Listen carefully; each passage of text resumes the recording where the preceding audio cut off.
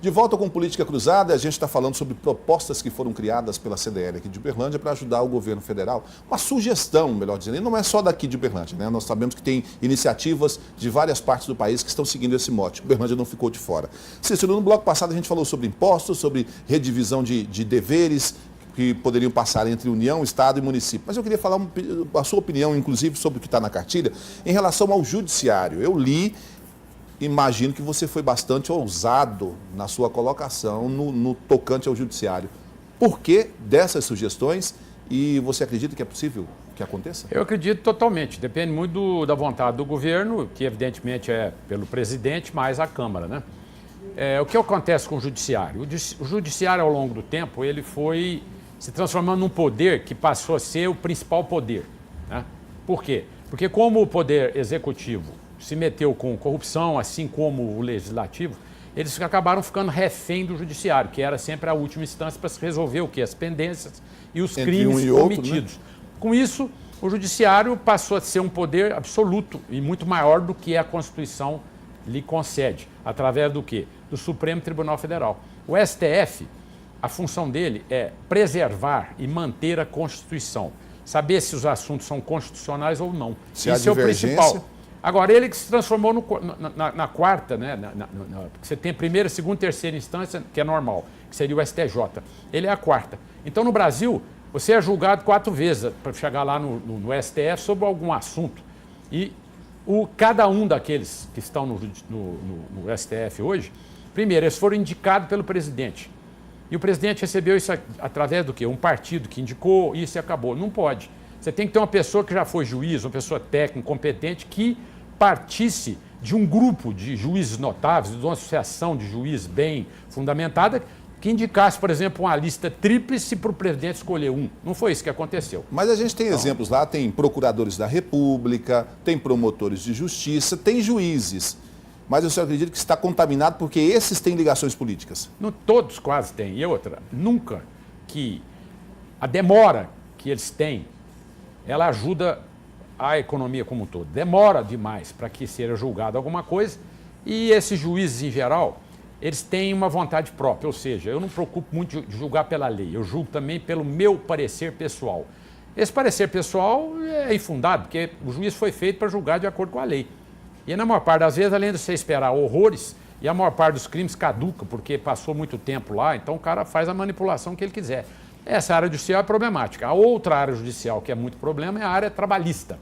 Apesar de ter sido feita uma reforma trabalhista, ela foi apenas assim, o início daquilo que precisa ser mudado. Porque você tem uma CLT que é na época de 1930 e poucos. Isso foi copiada... 1945. 1945. Era 37, eu acho. 30. Mas... eu não me lembro ao certo. Eu 45, sei que foi no Getúlio Vargas, lá no início do governo dele. E ele fez o seguinte, ele fez uma cópia praticamente do Il Lavoro, que era do Mussolini. Uhum. Mussolini era um regime fascista que aproveitou e trouxe os sindicatos para a mão dele e colocou tudo isso em cima do Ministério do Trabalho deles na época, que é aí que ele governava. Trouxe essa ideia para o Brasil e aí, daí para frente, criou-se uma situação que deveria ser, com o tempo, né, modernizada e que isso não foi. Então nós temos o mesmo livro hoje e que trata as pessoas de forma desigual. Porque o trabalhador ainda é considerado hipossuficiente, quer dizer, ele não tem condição de fazer nada. Isso é tudo errado. E hoje os encargos são muito pesados, né? E a dificuldade de relacionamento é muito grande, porque o Estado interfere em tudo. E além disso, no mundo inteiro civilizado, justiça de trabalho é uma vara da justiça comum. No Brasil não, é uma justiça especial, separada, cujo valor de gasto é parecido com a justiça comum. Então nós temos uma aberração aí. Além disso, todo juiz trabalhista, apesar de ser célere, ele tem um problema sério. Ele julga diferentemente. Nós temos casos lá, vários, de pessoas que tinham o mesmo emprego, faziam a mesma coisa, e que entraram na justiça trabalhista e um juiz deu um ganho de causa para um lado e o outro deu para o outro. Eu disse, mas é a mesma causa, com os mesmos problemas. Mas aí os tribunais superiores corrigem não isso. Não corrigem. A gente tem acompanhado, vai às vezes para o Tribunal Estadual, não corrige, quando vai às vezes para o de cima, e tinha uma aberração maior ainda. Mas não chega um dado momento que tem jurisprudências, tem súmulas que determinam como tem que ser julgado. Pode dar divergência aqui embaixo, não, mas chegando lá em cima... Essas súmulas vinculantes não estão funcionando. Existem poucas súmulas vinculantes e normalmente eles tentam trazer o caso por uma outra ótica. pessoa começa a olhar e fala assim, vamos ver os vínculos trabalhistas. Mas o que é o vínculo trabalhista? Ah, você fazia reunião obrigatória, você tinha uma mesa própria, você tinha horário marcado, você tinha não sei o quê. Bom, às vezes tem profissões que estão regulamentadas por lei, através dos seus conselhos e que dizem que essa profissão é autônoma ou através da pejotização, né? E assim mesmo você tem vários problemas de justiça. Melhorou? Melhorou, mas precisa melhorar muito mais. Bom, Tá? para mudar isso tudo que você está dizendo, precisa do legislativo. Claro. Tem proposta para o legislativo aqui. Tem. Como fazer caminhar com um legislativo tão corrupto como nós verificamos nos últimos anos e meses? Esse é um problema agora do novo presidente. Ou seja, na medida em que ele se estruturou e prometeu durante a campanha que ele faria essas mexidas, essas modificações, ele vai ter que realmente tomar atitude, né? Atitude, primeiro, eu tenho que dar o exemplo, através dos meus ministros, da minha estrutura, né? E segundo, eu tenho que negociar, mas negociar de uma forma impositiva, né? Eu posso, digamos, ceder alguma coisa, mas em compensação você não vai poder fazer o que você vinha fazendo, que era olhar para o Estado como se fosse do interesse próprio e não no interesse do povo brasileiro. Isso aí depende muito agora da competência dele. Mas nós não podemos deixar mais que esses parlamentares façam o que fizeram até agora. Quer dizer, nós estamos extremamente mal representados na sua maioria. Bom, essa é uma questão que o empresariado, a população, o eleitor, de modo geral, tem que fiscalizar. Porque o nascedouro de todas essas modificações é o Congresso Nacional, né? Tem que ser fiscalizado, tem que ser cobrado, às vezes se precisar cortar na carne. Mas o Executivo também tem que dar exemplo. Que tipo de exemplo ele pode dar? O Executivo tem que cortar na própria carne, né? Hoje o Executivo, por exemplo, ele administra acho que são, eu não sei se é 116 ou 100, eu não me lembro o número exato, de empresas estatais. Então, essas empresas estatais é cabide de emprego de tudo quanto é político. São 25, 26 mil cargos comissionados. É um absurdo total. Isso aí significa o quê? Que se precisa fazer uma reforma nisso, ou seja, enxugar, mandar gente para fora, enxugar o Estado, fazer um monte de coisa. Por exemplo, no caso do Estado de Minas, que não é, essa cartilha não foi feita para o Estado, foi feita para a Federação. Mas, por exemplo, eu fiquei sabendo agora que na transição definiu-se que tinha em torno de 520 ou 530 mil funcionários públicos no Estado de Minas, né? E aí eles foram mais a fundo, né, e começaram a olhar outras coisas e chegaram à conclusão que tinha empresas montadas, que às vezes eram autarquia fingida, ou eram empresas que às vezes deixavam a coisa meio nebulosa, mas que no fundo eram também empregos públicos. E que o número não é esse não, que o número é 700 e não sei quantos mil, ou seja, tem quase 200 mil a mais do que deveria. Por isso é que a lei de responsabilidade fiscal não fecha. Quer dizer, hoje, se for fazer a conta direito dos 700 não sei quantos mil com os salários que ganham, provavelmente Minas Gerais deve estar acima dos 70%, 75% de despesas só com funcionalismo. Aí não fecha, porque o resto é despesa de aluguel, despesa do custo administrativo.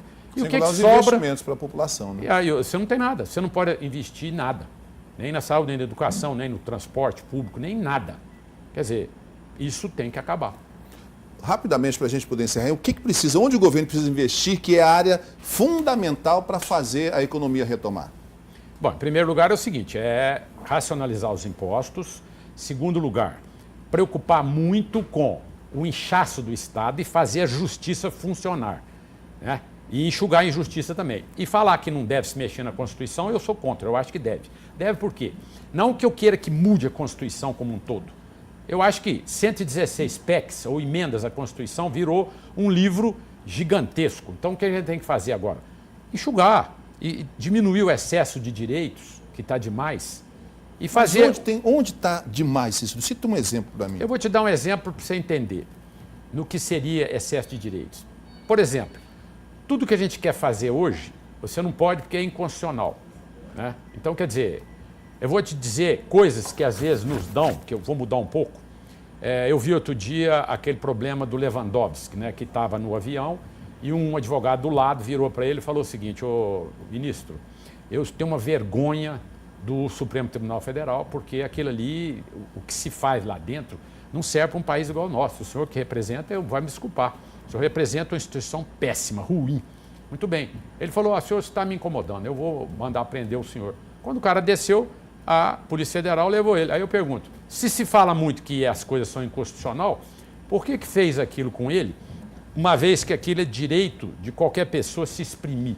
Isso é liberdade de expressão. Desde que não seja um ataque, uma afronta então, a outra pessoa. Então não foi uma afronta a ele. Ou seja, ele quis mostrar o seguinte: eu sou uma pessoa levemente à esquerda. E eu tenho o meu jeito de pensar. Agora, eu não aceito nada. Então, quer dizer, você tem princípios ditatoriais. E a Constituição impede isso, mas você usa. Então, assim como existe isso, existe do outro lado também.